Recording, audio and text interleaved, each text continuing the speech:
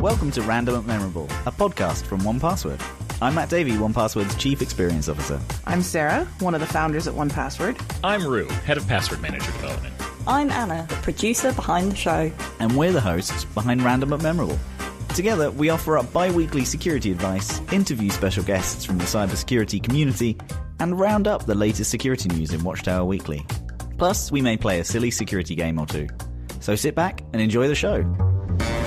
Hey, this is a little awkward, but I'll bring it up anyway. I don't think that your birthday present for me has arrived yet. And I wanted to know, like, if you had a tracking number or something that you should check. I haven't seen it.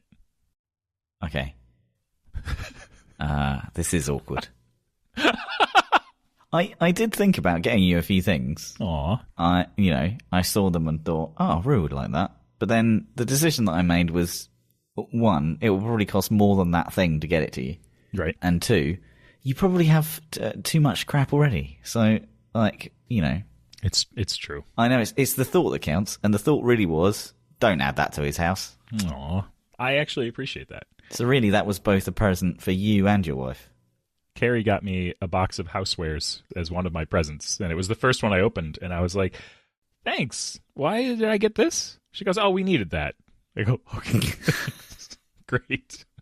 And then the next present was a bag that I just kept pulling pairs of socks out of. It was like socks. I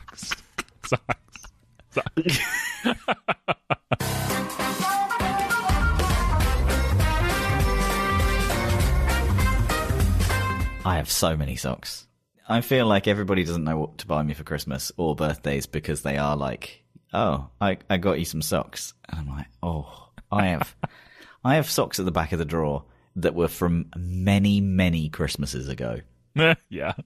The last present that I opened, though, after getting housewares and repeated articles of clothing, was the Lego Avengers Quinjet. It is a big build, and it is really fun. So that was great. I love getting Lego because, well, first of all, it's just fun to build, and it's like meditative, but also like, hey kids, let's go build this Lego together. So what do you get for the person who has everything? You get them Lego. It's an easy buy. Okay. Well, I'll keep that in mind. A couple of years ago when we were doing Company Secret Santa, Megs sent me a Lego SLR that was like one of those. Oh, that's cool. Custom builds. Like this is someone just made this kit. Like this is not from Lego. And what's really cool is that the back opens and there's Lego film inside. Yeah. That's really neat. Yeah, I keep this on my desk. I've had this on my desk for years. The reason why I remember the Company Secret Santa when we used to do that, when there used to be enough people that everybody from the company got on a call and did a Secret Santa. I remember the one dude that ate biscuits that were meant for his cat before anybody told him those are not for you, those are for your cat.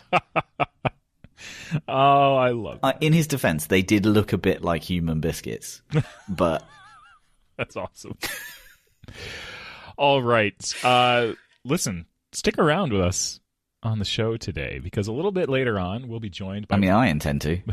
We'll be joined by 1Password's VP of Security and Chief Information Security Officer, Jacob DePriest. Jacob is quickly becoming one of my favorite people at the company. I think he's also the friendliest person at the company. I think that's a title that he currently holds. We talk all about the highs and lows of leading security at a security company, as well as his best advice for building strong, robust, and diverse security teams. It was a good chat. I liked hanging out with Jacob. Nice. Let's kick off with some Watchtower Weekly. This is where we pick out some security news stories that caught our eye over the last week or so and share our thoughts or unwanted opinions on them. So, of course, we have, to kick things off, the big news that Apple in the UK pulled the data protection tool after a row with the UK government. Boo!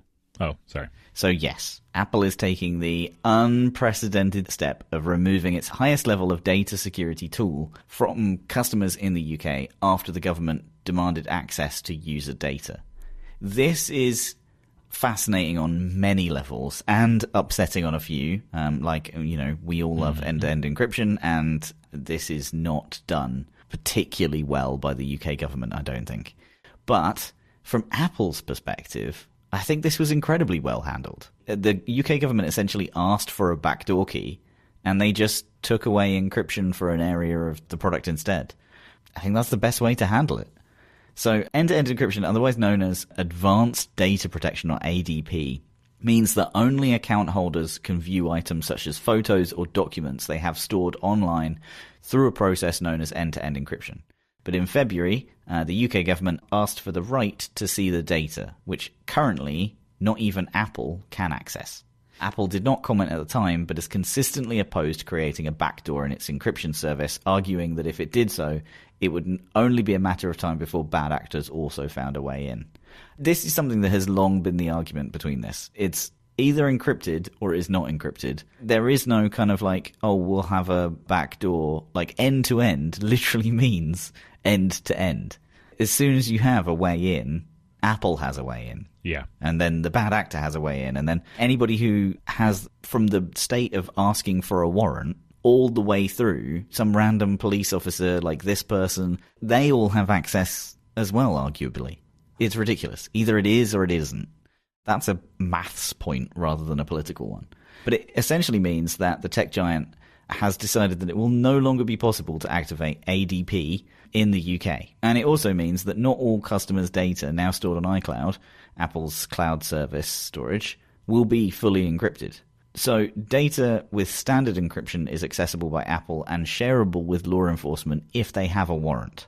The Home Office told the BBC, "We do not comment on anything operational matters, including, for example, confirming or denying the existence of any such notices." Great. So in a statement, Apple said that it was gravely disappointed that the security feature would no longer be available to British customers. Will Cathcart, head of WhatsApp, responded to a post on X expressing his concerns about the government's request. He wrote, "If the UK forces a global backdoor into Apple's security, it will make everyone in the country less safe. One country's secret order risks putting all of us in danger, and it should be stopped." I think that's a great shout. Like, if us in our, like, weird little island over here start making demands, like, there's no reason why that should affect everybody else.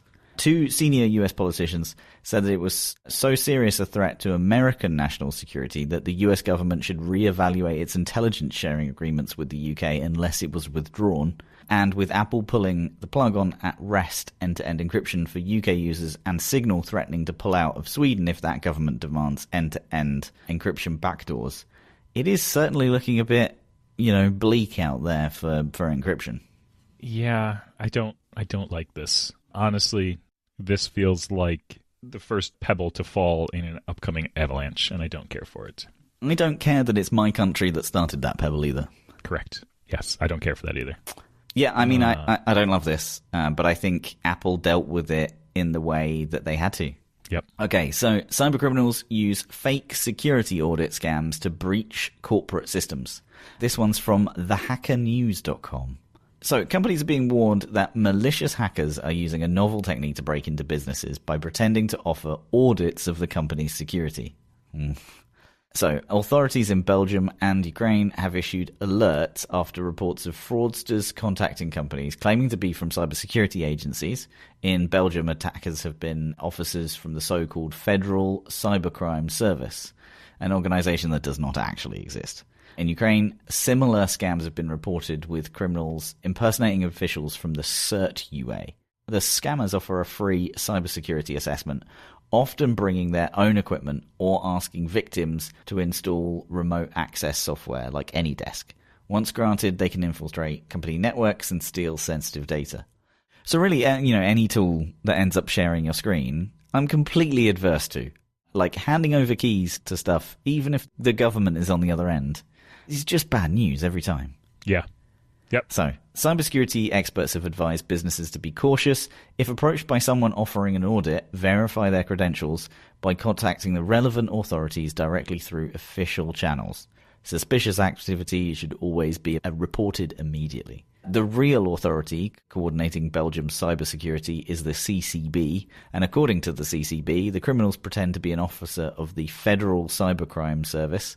Ukraine's Computer Emergency Response Team, or CERT UA, issued a similar alert last month where they said that there had been numerous cases where unidentified parties had posed as officials and encouraged companies to allow them to conduct cybersecurity audit. The Genuine Cert UA explained that in some cases, it does use remote access software to assist in the defense of organizations, only after prior agreement through pre-agreed communication channels. Companies are advised that if there is any doubt, not to make an appointment and report any contact with a potential scammer to the authorities. Or the fact that they do actually use remote access software and then the hackers are essentially impersonating using likely the same product, that is difficult. I honestly think that I would be a blanket no.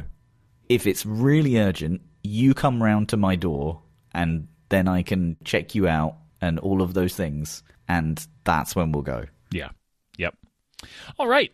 Let's move on to my chat with Jacob DePriest. Jacob and I had a great time sitting down together to discuss his career in cybersecurity and how he landed at 1Password, plus the pressures and challenges of working as a CISO. We even cover things like his aspirations for 1Password, his dream security products, and so much more. So let's hop right to it and drop it in here.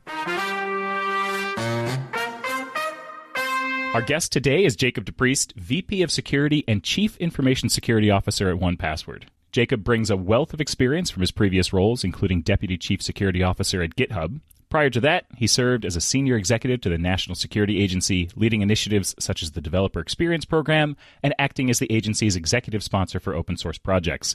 With a strong background in both offensive and defensive cybersecurity, Jacob is a developer, security engineer, and advocate for open source software. Jacob, welcome to the show. Thanks for having me. It's great to be here. Yeah, this is great. You and I chat frequently in through our workday. Never in this capacity though, so this is a new dynamic. Yeah. I like this. Yeah, looking forward to it. You've been with us for a little while now. 6 months today. 6 months. Amazing. How are things at 1Password? Is it still fire hose to the face information, or is it slowed down a little bit? You know, it's a bit like, for those out there who've had kids, it's a bit like every time you feel like you are kind of getting the hang of something, then they throw a new curveball at you. So it's good. Still drinking from the fire hose a little bit, but definitely in new ways. And so having a blast, though, to be honest. Like, we're having so much fun as a company, as a team. Security team's rocking and rolling and having fun, too. So no complaints. That's awesome. What drew you to this role at 1Password? Yeah, so, you know, it's funny. I talk to a lot of folks here, and then I interview a fair bit because we're hiring. And so one of the consistent answers I always hear, and it's true for me, too, is I've been a 1Password user for a really long time. So 10 plus years, you start to think about, like, where do you want to work? Where are the people you want to work with? What are the things you want to help solve for the world? And so I started kind of thinking about what was next and hearing about what 1Password was doing and the job. I wanted to work somewhere that was building things I really cared about. And that was also a fun, generative learning environment place to work. So as I started talking to the team and getting to know folks through the interview process and kind of doing my research as well, all those things seemed to be really true. And it's turned out to be true so far for me as well. You know, it's just not every day you get to join a company that's tackling kind of a new problem space. And so as I was talking to the company and really hearing about our push into extended access management, so taking the password manager and kind of moving beyond that and solving other problems that are adjacent for our customers, I got really excited about it because it's stuff that I've personally struggled to help solve in the past in an easy, kind of joyful way for our teams. And to be part of doing something bigger, I knew I had to do it.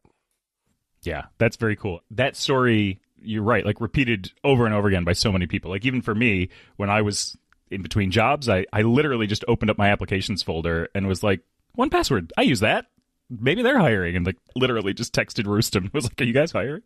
So I love it. I did something not too dissimilar. Yeah.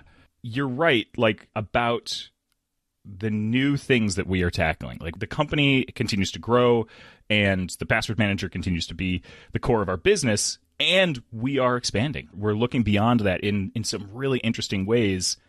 It feels like we are creating a new niche in the industry and like getting to like define it as we go, which just feels so fun. Yeah, 100%. And I think for me too, like, and hopefully we'll get a chance to talk about this a little bit more today, but like, it's solving real problems. Like these are things that I talk to peers and other security teams about at conferences and other scenarios. And this is stuff that's hard for most security teams to tackle in any sort of meaningful way and feel good that they're making a difference, but also feel good that they're doing it in a way that isn't just impacting productivity left and right across their company, which security folks care about. And so I think that to me is also really exciting. It's not just a new space. It's a space that like, I think we can make a huge difference in. Okay. In other discussions, you've talked a lot about software development and supply chain security. Do you see any connections between that and what 1Password is doing today?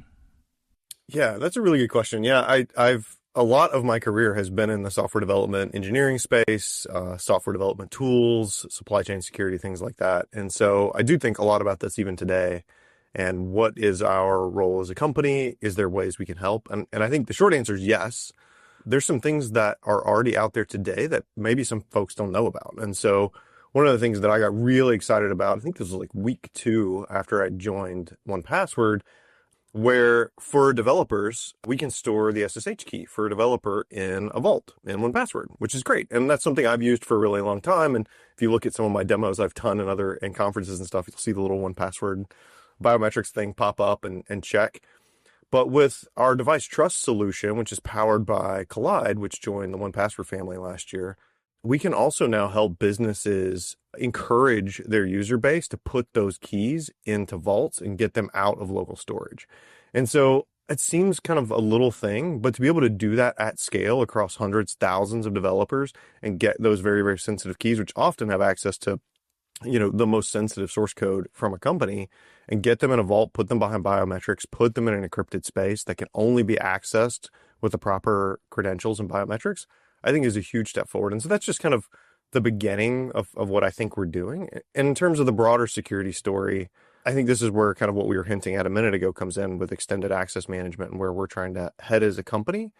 So like, from what I've seen and experienced firsthand, one of the challenges most security and IT teams face is how to protect not just the logins for applications, but how to deal with entitlements and sort of the access management thing around that. And that has a bearing on the supply chain. It has a bearing on software development as well. And so, of course, our password manager is widely used. Lots of people use it. Lots of companies use it. And I think device trust angle with Collide is also having a huge impact for a lot of companies to be able to pull this together. But the third pillar is the access management part, the entitlements of how do we manage who has access to what? How do we do that in a way that ensures that onboarding, offboarding, all those things work in a way that security and IT teams expect them to? And that's where kind of the new things that we're working on with the Trellica company that just joined us last month are coming into play. Yeah. I've mentioned this to you a few times. Like I watched the demo that you recorded with the folks from Trellica, and like the amount of things that they have been able to build is staggering from a software development point of view. The number of integrations that they've built, I'm just like, how? And they're not like a huge team. Like it's pretty like it's really not like we're not talking hundreds of developers. It's like sub 20, and like really incredible stuff that I think is going to make such a huge difference for our customers. It's so cool. Yeah, it really is. And so many companies have been really forced to go solve that problem on their own. Yeah. Without the right teams, without the right kind of integrations, they've just sort of had to be like, well, we got to solve this somehow. So we'll go spend some developer time that we weren't really planning on to go figure this out. And they cobble together a solution. And so I think seeing something really well done that solves such a huge problem for companies and then integrating that in with the other things that we're doing is going to be, I think it's really going to help a lot of people save a lot of time and money. Yeah, for sure. Okay. Managing security at a company like 1Password, I'm sure it has to have a lot of interesting nuance because security is at the core of what we do. It's everything that we do. So I would love for you to share some behind the scenes insights into what it's like to manage security here. Yeah.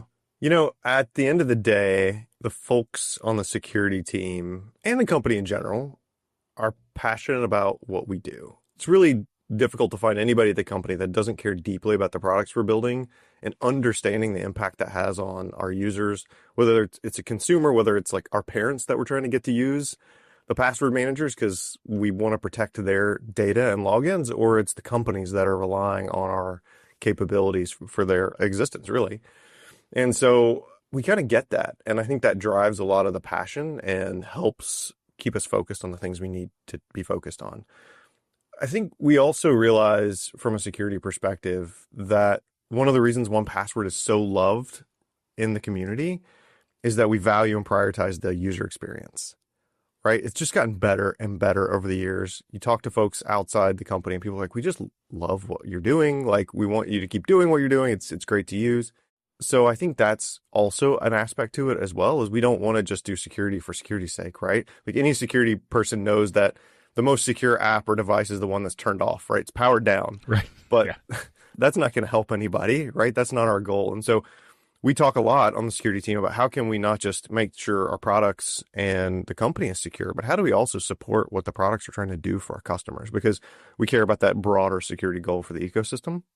And so all those things kind of come together, I think, to create a really fun environment for us. We get that there's a lot of responsibility being where we are in the ecosystem and being on that security team, but it's also motivating. Yeah. Yeah. Do you feel like you have a high pressure job?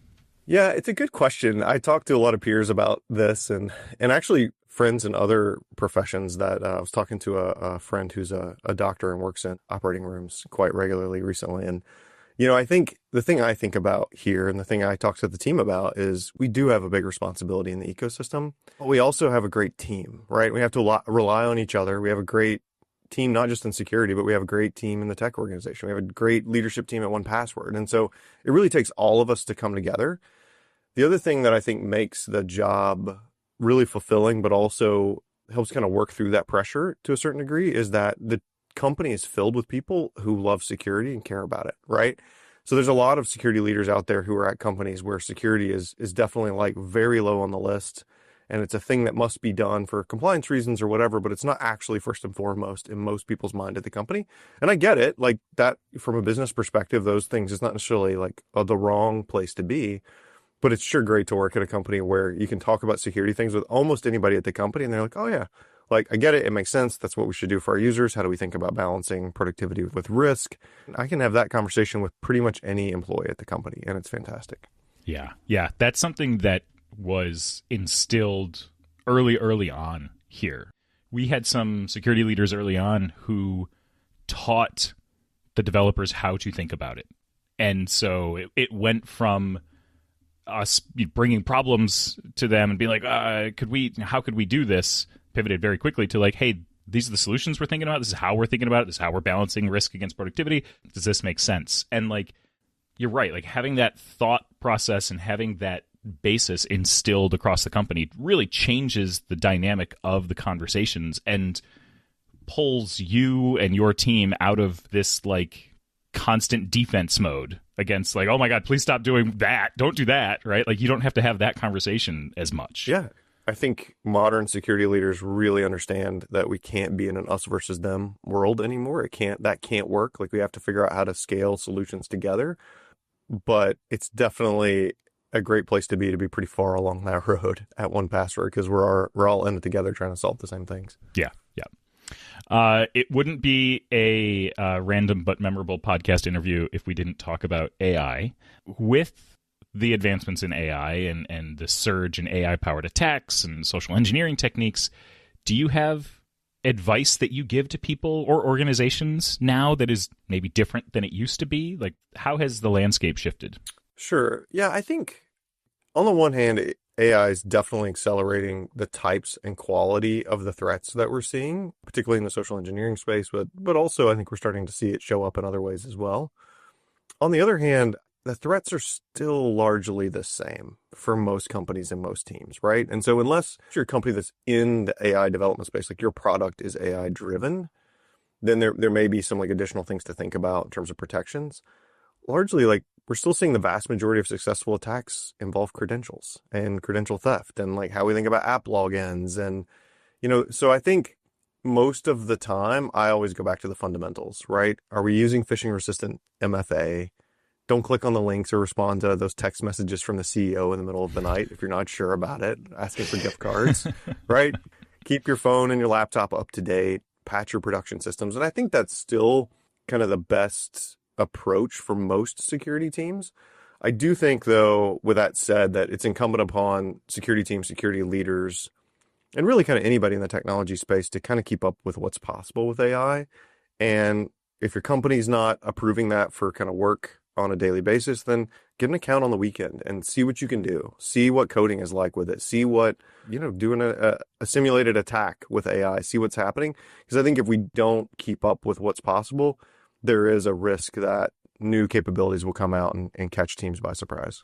Yeah. Yeah. We've had some physical penetration testers on the show in the past, people who are out there trying to break into actual buildings and gain access and stuff like that. And the thing that has come up time and again talking to those folks is that it is the human element remains the thing. Like, you can patch your systems, you can, and you should, like, you can have all the fancy software in the world, but there's a lot that a guy with a high-vis jacket and a ladder or a guy with a pizza box can do at a physical location that, like, if you don't train the people, you're going to be lost very quickly. Yeah, 100%. I want to talk a little bit about secure by design and zero trust. Do you think that secure by design and zero trust environments are becoming default best practices in the industry? Do you think it's common enough now that people are understanding what that means and how to bring those practices into their workplace? I think both zero trust and secure by design are becoming sort of the go-to ideal states that a lot of security teams are sort of comparing themselves against, and companies are saying, like, how are we doing on the scale? But I do think it's important to realize there's probably not one solution or blueprint that companies can just snap to. Like, you can't go buy a thing or work with a partner and all of a sudden, like, 8 months later, you've got it. Like, you've done zero trust or you've done secure by design. And so I think it's helping shape what good looks like and helping all of us in the security industry think through good solutions for common attack patterns. With that said, though, I think the secure by design work is really critical. And so when I think about this from the industry's perspective, the goal is to really encourage companies to build in secure settings, secure workflows, secure password defaults out of the box, right? And so putting some of the responsibility back on companies to take a stand of saying, like, no, we're not just going to put everything on the end user. We're going to actually work together to try and level up the security ecosystem together. And so I think that is really important. And I think, it's things like making sure that MFA is required for most users in certain, particularly social platforms or larger platforms where phishing is a really a bigger threat, or there's not other mitigating factors in place. And so I think we do have to keep doing that as an industry. I will say, though, I think with that said, most companies are still just trying to figure out the best way they can ship some security with the resources they have to keep productivity high, right? Like, security is often a thing that most companies, like, they have to do it, they know it, but it's not necessarily a thing that they're like, it's probably not on most companies' 5-year plan to ship zero trust or be secure by design. Like, sure, the big ones maybe, but like the vast majority of small, medium, even large companies just aren't thinking about that necessarily.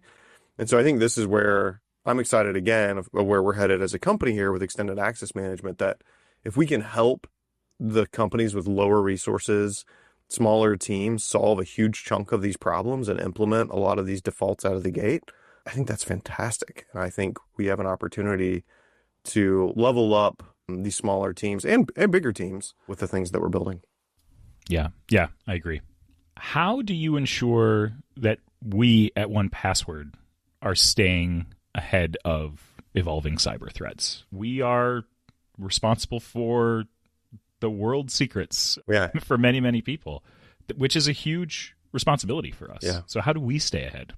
Yeah, it probably won't surprise you from my previous answers here that I generally come back to the core fundamentals of what we have to do as a team. Like, are we putting in place processes, solutions, and training that enable every employee to know what they need to do, to have secure by default settings, to ensure that we're protecting against common attacks? And so this is things like we're, making sure that our access management is buttoned up. We're making sure that logins are secure. We're making sure our endpoints are secure, right? It's vuln management, all those kind of things that are sort of, we think of as fundamental to security programs. And sure, they're not necessarily some of the more esoteric attacks that are coming that we see in the news, which we're also paying attention to. But it's, if you don't have the fundamentals in place first, then trying to go chase the more exotic attacks actually can be a distraction. So I think that's one, and we're not going to get distracted by those things, but we'll continue to pay attention to them and make sure we're protecting against them as well. The other part is partnership. I believe really strongly that we can't scale security outcomes. Any security team can't scale security outcomes on their own. That has to be a partnership with, usually it's engineering and tech, but also HR and product and sales all have a role in thinking about how security impacts what we do as a company, how it impacts our customers. This is why I spend some time with the GTM team actually this week talking about these things and talking about how we can put in place kind of the right defaults, even in our contracts, to like help talk about what we're doing from a security perspective and give our customers that confidence. And so I think the partnership is a key thing. We've got to partner, particularly on the engineering and tech side, to make sure that the things that are happening across the company are secure by default and that all the right guardrails are in place. And I think the last bit for me is continue to hire amazing people. We have a great team. We're building the team and getting the right folks with the right passion and right skills on that journey with us. That's probably the most important thing we can do because that scales. Yeah. Yeah. As we have grown, I've watched our security posture change, like our internal security posture change. When I started, it was literally Shiner saying like, hey, do you have like a laptop you can use to do software development on? And I was like, yeah. He's like, okay, great, good. Here's your GitHub login, like go nuts, right? And now it's like, I can't access this stuff on my personal device anymore. Like the work stuff is on work controlled devices, it's a drastic shift from where we were, but it's also just business as usual now to be like, oh, right, I need to be, if I want to access our source code, I have to be sure I'm on a company device. Great. And that gives you the ability to audit that and track that. And like, if something goes wrong, you have the ability to be like, okay, Rue's company-owned laptop accessed our source code at this time on this date. The traceability is like, it's obvious in hindsight, but, you know, it took purpose to get us here. And it will take purpose to continue to get us to the next level of internal best practices and things like that. 100%. And, you know, most companies go through that journey, right? Like I talk to folks at different companies all the time and everybody's on some stage of that journey. I think it also depends on the company risk profile and what they're doing and what they're trying to protect. And for us, it's a lot. And so we know we have to keep leveling up and keep getting better and keep up with the threat landscape and make sure that we're protecting against it. Do you have advice that you give to individuals or companies that are responsible for building strong, robust, diverse security teams that are ready to take on both these new and existing threats? Yeah, I think folks have to start thinking about security from what are the company goals and what are the needs of the company. And I think, you know, it's often easy to grab the latest blog or grab the latest book on, you know, how to build security teams and, you know, all those kind of things and just snap to a playbook. But that may or may not be successful depending on what the company or the org or the team needs, right? And so I tend to approach it that way. So what are the company goals? You know, is it product sales, speed, trust, maintaining customers? Is it speed to market? Like what is the goal? And then from a security perspective, what are the top risks that could affect those goals, right? They could be security risks. And from a security perspective, that tends to be how I think about it. Like if X, Y, and Z happened, how would that affect company goals? And if the answer is it would affect them drastically, then maybe we should go spend some time there. And then kind of from there, what are the key programs that would help to achieve the goals that the company's needed with also addressing the risk?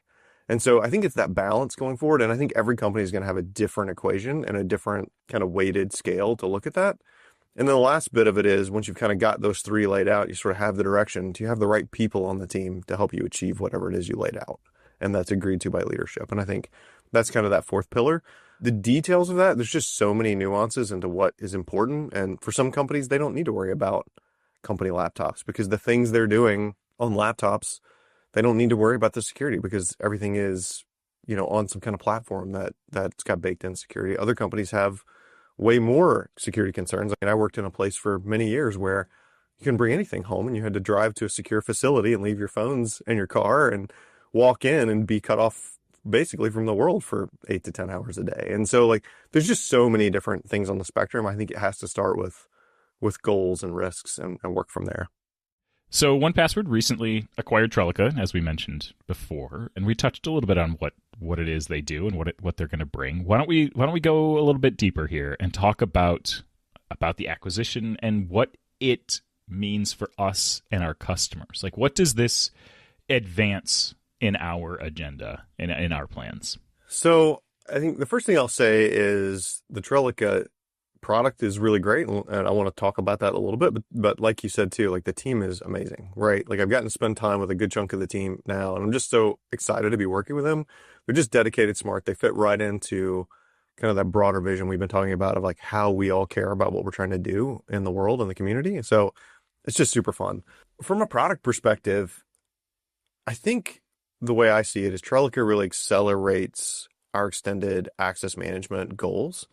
And so what I mean by that is like a lot of companies are still struggling with what we've kind of called the access trust gap. But basically what this comes down to is it's the difference between, on the security team in particular, it's the difference between what we think our users are doing with their apps and devices and saying like, okay, like these are the only apps, devices, people that are allowed to log into these things. And, you know, we're going to tackle it this way. It's the difference between that and what actually happens. Because in practice, there is a gap there. And so, sure, you may think these are the only company-approved apps, but in most cases, folks are using other apps. They're storing data, company data in other things. I mean, everybody's got a phone and a personal laptop, and they're thinking about things or working about things when they're traveling and doing things. And is it really all known? Is it really all there? And then are we protecting it in a way where it's kind of auditable and we understand how it happens, and do we have the automation in place? And so, you know, I think a lot of companies think SSO is going to just solve this for them. And so everybody's like, oh, let's go SSO and that'll just fix everything. Well, it fixes some of it, but there's a lot of tiers of applications that we use every day at 1Password, and a lot of companies use every day that don't support SSO, or you have to pay a bunch extra to get on that tier. And for a small company, maybe that just doesn't make sense. And so how do we manage access to all of that? SSO, non-SSO, managed, unmanaged, in a way that enables organizations to responsibly deal with access. So offboarding, onboarding, like what are the devices that are coming from, the access is coming from. And so Trellica really levels up our capabilities here by dealing with almost all of that. So being able to discover apps that are being used in an organization that maybe weren't on that managed list. And then things like automated workflows for onboarding, offboarding, integrations with 300, I think it's 350, 300 plus external apps. And that allows admins to do provisioning and deprovisioning and assign access and all these things that typically just take pretty large teams to deal with at most companies. Or companies say, we don't have time or money for that. Just, we trust you, be good. And which is fine. We should all trust our employees. And I think it's unrealistic to expect every single person to be a security expert and know exactly where they can and can't store all the company data and keep it safe. And so I think with Trellica, I'm excited that we're going to round this out and be able to really help companies in what's traditionally been a very difficult space of access management, discovery, integration, workflows that, in my experience, most companies just kind of cobble together on their own. Yeah, I agree with all of that. One of the things that I am most excited about is how much it scales. We could roll this out to a 20-person company and they would get value out of it. We could roll it out to a 1,000-person company. They'll get value out of it. We could roll this out to a 500,000-person company and it will work for them. Like, it genuinely, the product grows with the company needs in such a fantastic way and provides value all along. It almost feels too good to be true. It feels really, really good. Yeah, I 100% agree. The first time I got the full demo from the team, I was like trying not to smile the whole time because I saw so many possibilities for how we can help. Like you said, companies of all sizes, teams of all sizes, in a way that doesn't require each one of those companies to have to scale their team size with it. And I think that's really important. It's because, you know, some small companies have sort of solved this problem, but it's very manual. They're relying on, you know, that one person who's also wearing the IT hat to keep up with a spreadsheet of everybody's access. But really, even the big companies today have to have pretty large teams to solve all this. And I think we're going to be able to scale this in a way where they're not going to have to anymore. They're going to be able to have those people work on things that are maybe more value add to their product lines or other parts of security they haven't gotten to yet. Yeah. Yep. All right. Let's go back to some advice. Do you have a go-to, like, core piece of advice that you give to someone who is looking to make cybersecurity a little bit more central in their personal or their professional life? Sure. Well, I mean, I can't pass up the softball of if you're not using a password manager, please start using a password manager, even if it's not ours. I mean, we obviously love and trust and care about the 1Password password manager, but I think it's just so important because I think it gives a way to scale up credential security that's really difficult to do without password management. And with all the features that we've got built in, and many password managers do with biometric security and ensuring that passkeys translate across devices and all sorts of things, it just makes sense today, and it makes security a lot better. Beyond that, I think I try to encourage folks to think a little bit adversarial. So when you get that text message, this is something I say to my family all the time, both immediate and extended, of like, hey, please don't click on random things that get texted to you, even if it looks right. Like if you get a text message from your bank asking you to transfer something or there's a problem, call the bank with the number you know. Like don't click on things. Don't assume that the things you're being sent are from trustworthy sources. And it's hard, right? We all want to sort of live in a world where we trust everything. But I think the reality is move past that in the cyberspace. And so there's a lot of that of like just helping people understand like, hey, think about it this way, and training folks to like be a little bit skeptical of things they didn't initiate, I think is the key. Yeah. Nice. Do you have something that you want people to know about cybersecurity professionals like yourself? Is there a misconception you're looking to dispel, or just something you want to be like, hey, we're people too? Like, what do you got? Yeah, I mean, that's probably it, to be honest. I think every cybersecurity person I know genuinely wants to do the right thing, to protect the product, the data, the services, the apps, whatever it is they're charged with protecting. They want to do the right thing.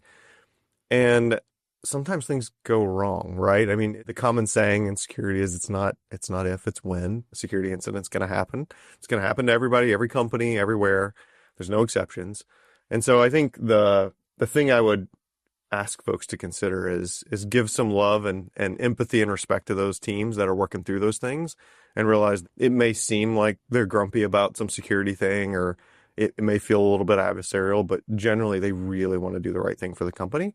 And not everybody's had that opportunity to think about company goals versus risk and all those things. Or even if they have, they may see risk in a completely different way because they're living and breathing the threat actors and the attack vectors every single day.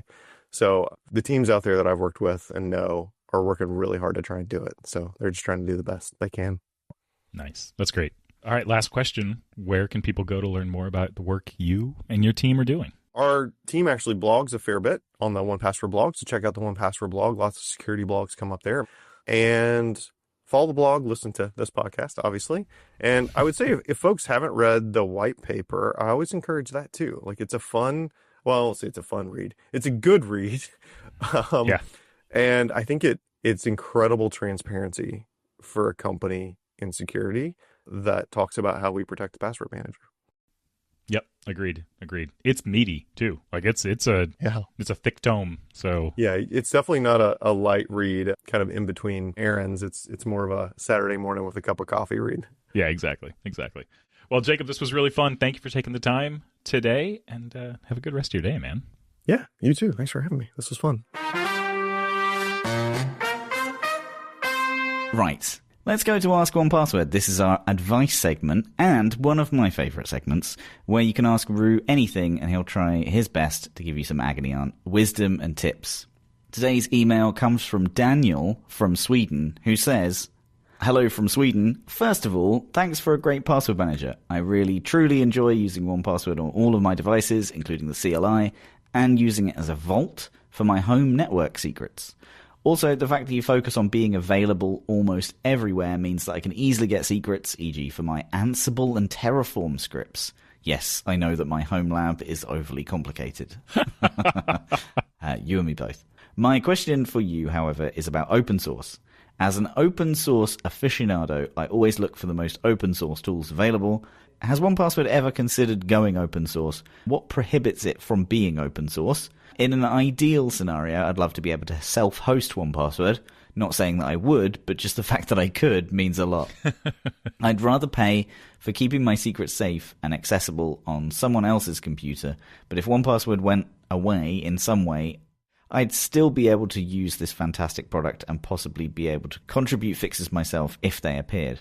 All the best, Daniel. Oh boy, this is a complex, cascading problem, I feel. It is.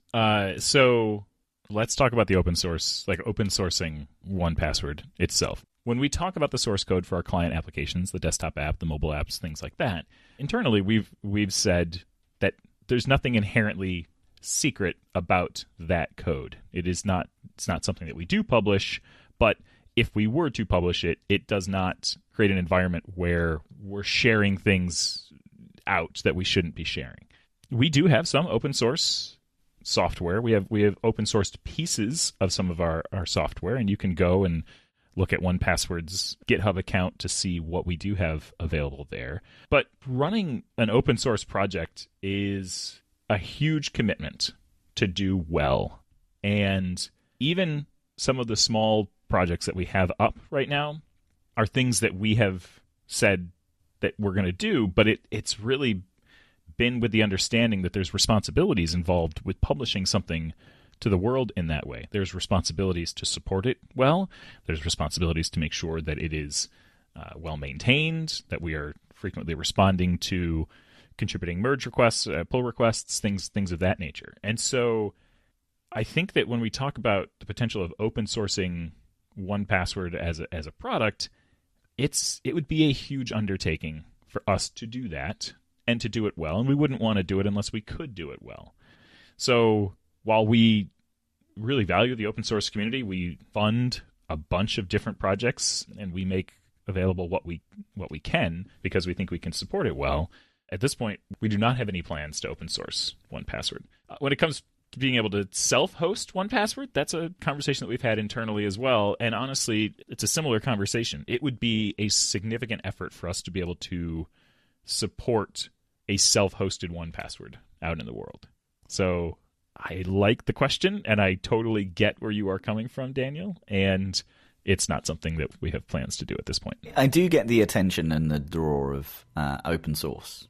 And especially in a security tool where others can look at things. The way we go about that particular thing is professional security audits. I always think there's a bit of a misnomer around open source that means it's been checked. Because it might just be open source and no one's looking at it. It's the fact that someone doesn't mean that something like that would get picked up immediately. But security audits definitely do. They're incredibly rigorous. Oh, correct. Yes. Anyway, if you have a question for us to answer on the show, you can send them to podcast@onepassword.com. You're welcome to include a name for a shout out or let us know if you'd like to stay anonymous. All right. Let's wrap up today with our alternative security questions game and play that jingle. It's alternative security questions, the game show that answers the questions that no one asked for. Fantastic. It's really, really incredible. This one's going to be interesting because there's only two of us. I know. How are we going to play this with only two? Well, we did it last time. Remember when we didn't invite Sarah to the show? Oh, yeah, that's true. It'll be fine. No one cares about the points anyway. Correct. They are made up and they do not matter. Traditional security questions are boring and not to mention easy to guess. So here we get to suggest some alternative security questions with less predictable answers. This week, both Matt and I will create fake answers to obscure questions. We will both have to act as host to agree or argue on the winning answer based on comedy or creativity. We must also try to detect if the other's answers were real or not. We play 3 rounds and answer 3 alternative security questions. This week's questions are, what's the most questionable thing you've ever spent money on? I had to have a long think about this one. Yeah. Because, arguably, I probably spent some money on some very questionable things in life. But when I was a child, we went to a fairground type event, and there was a man with a parrot, and you could pay to have that parrot land on your shoulder. I paid this money. I believe it was quite expensive. Let's say £10. This parrot sat on my shoulder and screamed in my face, and the person refused to take it off until the 5 minutes that I had paid for was up. Oh, no. It was atrocious. It also said many effing and jeffing words, which I thought was a little bit inappropriate for a carnival, but apparently you can't reason with a parrot. But yeah, it screamed beans a couple of times in my ear as well. This is a formative memory, I think. So yeah, I don't know what was going. I don't know whether he really, wanted some beans, whether that was his main kind of sustenance, or whether I was supposed to kind of be feeding him beans. But I do remember, I paid £10 for 5 minutes for a parrot to basically scream swear words and the word beans in my ear at a kind of carnival thing. That's a lot. Yeah. I'm going to answer this question slightly differently, which is maybe not questionable, but certainly regrettable. Was it the skateboard? It's not the skateboard. I recently spent $100 to not go to a Dave Matthews concert. Right. Yeah. I think that's well spent, to be honest. Oh, no, it's not. No, it's not. Absolutely not. So, next question. If your dream job was completely ridiculous, what would it be? Oh, man. It's got to be professional vacationer, right? Like, it's that. It's like, I'm just going to be professionally on vacation, travel the world. Yeah, not even reviewing. It would literally just be the vacation itself. Yes, exactly. Yeah, that's the job. That's the ridiculous part. Yep. I would like to name weather events. So, like, someone who picks the name of the incoming... I mean, climate change, this is going to be more and more important. I agree, yeah. But I do think if we go back to when there was, a mild bit of weather rather than completely life-changing weather, I think that this would be more jovial. I would like to start adding taglines to weather as well, that the news then has to read out. So it would be like a dramatic weather event, but the flair would be, Thunderstorm Greg, destroyer of Wednesdays. That type of thing. Oh, some real flair. I got it. Yep. Yeah. That's what I'd like to do. All right. Let's wrap up here with what's the best app idea you've ever had? Okay, I'm going to ruin the format of the game and tell you that this one is real. Okay. Because I genuinely believe in this, and I'm even slightly apprehensive of saying it in a public setting just in case anybody steals my idea.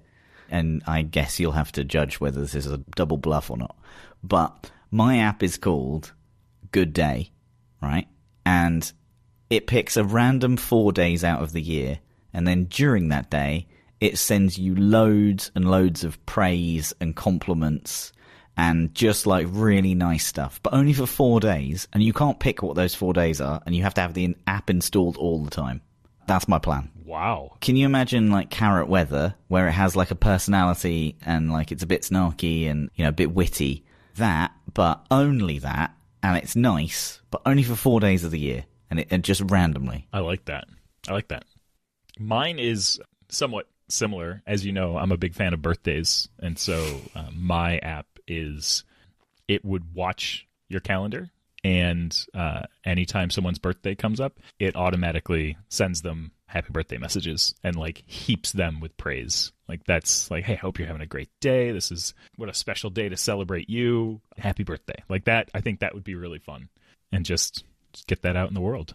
Create some good vibes. I like it. I especially like it if it could give me reminders to send other people those messages. To be it's 3:00. You haven't sent Rue a message on his birthday for 2 hours. He's pretty needy on this day of the year. Maybe just send an additional thing. Yes, I agree.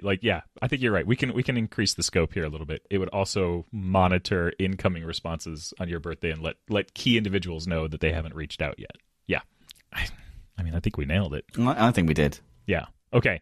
So, Matt, I love the lore that is your life, and I really want to believe that you had an encounter with a parrot one day when you were young. So yes, that one was true. I was doing a bit of double bluffing. Okay, so 10,000 points to you for that, for sure. I think it's well deserved. Yeah.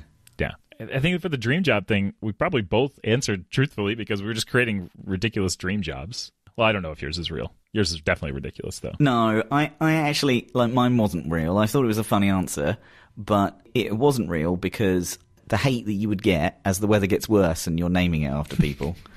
Storm Eileen, Eileen's going to get some bad vibes at work about it, right? Yeah. So, no, I wouldn't want that job. Okay, well, another 10,000 points to you, Matt. That's wonderful. The best app idea you've ever had? I love yours. I actually do think it was real. I hope that wasn't a double, triple bluff. It was also real. I have a document of all the compliments that I would send people on that day. I just haven't built the app. That's great. God, one day when I put fingers to keyboard again. I like the idea of just like a random day appears and then your phone won't shut up about how great you are. Like there's something about that. It's gonna inevitably happen on a day when you are not having a good day. Yes. That's the problem. You're like, stop. Just stop. We're in a meeting together now, so we probably have to wrap this up. All right. Well, love you, bye. Love you, bye. This is much less awkward than when we were sharing a microphone. Thank you so much for tuning in this week. If you're enjoying the show, we'd love it if you could subscribe to the podcast on Apple Podcasts, Spotify, or wherever you listen to your podcasts.